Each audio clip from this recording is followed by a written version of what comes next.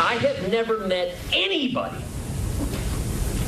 any conservative who wants to ban contraceptives. As I noted, Heidi and I, we have 2 little girls. I'm very glad we don't have 17. When I was in college, we had a machine in the bathroom. You put 50 cents in and voila! Ted Cruz with an interesting pushback against the war on women that is alleged against Republicans. He is making a run in Iowa, and he's doing it getting a lot of faith-based support. This is the Iowa caucus, the Quinnipiac poll, just out this week, and there you see Trump again on top, but essentially tied with Ted Cruz. But you look internally in this poll, and this is support, consider themselves born-again evangelical Christians, 27% for Cruz, and there you see Carson second and Trump in third. We're back with the panel. We are, Charles, 62 days from the first voting. And that Carson, that graphic you showed is almost it's a major reversal among evangelicals between the position of Cruz and Carson. It is clear that Carson has slid dramatically, and that it has largely gone to Cruz. He's the inheritor.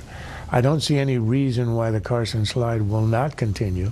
And what we're getting now is the fight between Cruz and Rubio over essentially who's going to earn the title fight against the leader, which is Trump.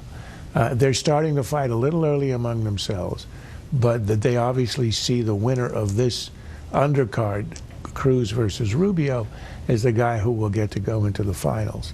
Rubio, I think, has benefited over the last few months from the decline of Bush support. A lot of it has gone to him. And also the fact that the mainstream, I don't like to use establishment, but the more mainstream Republicans who have given up on Bush are seeing Rubio as the one who is the most likely to win against Hillary. This battle, AB, between Rubio and Cruz on national security is significant. It started out with the NSA, Rubio attacking Cruz on a vote about the National Security Agency, and then you had this Bloomberg article. Senator Rubio emphatically supported Hillary Clinton, says Cruz, in toppling Gaddafi in Libya. I think that made no sense, Cruz told Bloomberg. On Syria, he said against Rubio and Clinton, in my view, we have no dog in the fight of the Syrian civil war, he said, arguing that Rubio and Clinton are repeating the very same mistakes they made in Libya. They've demonstrated they've learned nothing. Interesting tying Rubio with Clinton. Yeah, and so the gloves are off. I mean, this is a window of time where they worry that the voters are going to defocus off of the race and onto Christmas. And there's volatility with Carson's numbers slipping, Cruz's rise, Rubio's rise, and you see Christie attacking Trump, Christie attacking the senators, Cruz and Rubio. You see Rubio and Cruz in this fight. It's not only on national security, where Rubio is going to paint him as a Rand Paul dove because he said we have no stake in the fight in Syria.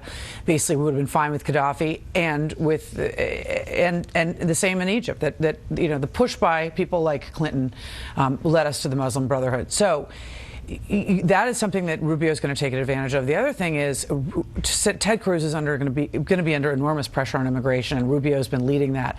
He cannot come up with an answer, and this is now on tape, and it's been on the Hugh Hewitt show. He can't come up with an answer on what is amnesty, because essentially his position is very similar to the other people in the race, including Rubio. And so this will be a huge thing in the next couple of weeks. Yeah, I think Cruz would like to position himself between Rubio on the one hand and Rand Paul on the other hand. But I think, particularly in this Bloomberg article, he makes an argument lumping Rubio in with Clinton and Obama that I think is a stretch. A lot of people are going to think is a stretch. And at one point, Cruz says, well, Rubio is basically in favor of the kind of military adventurism that we've seen so much of from the Obama administration.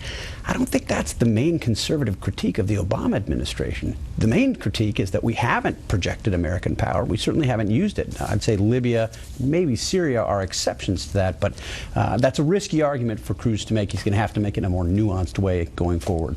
62 days. That's it for the panel, but stay tuned to see how one presidential candidate is getting into the holiday spirit on the trail.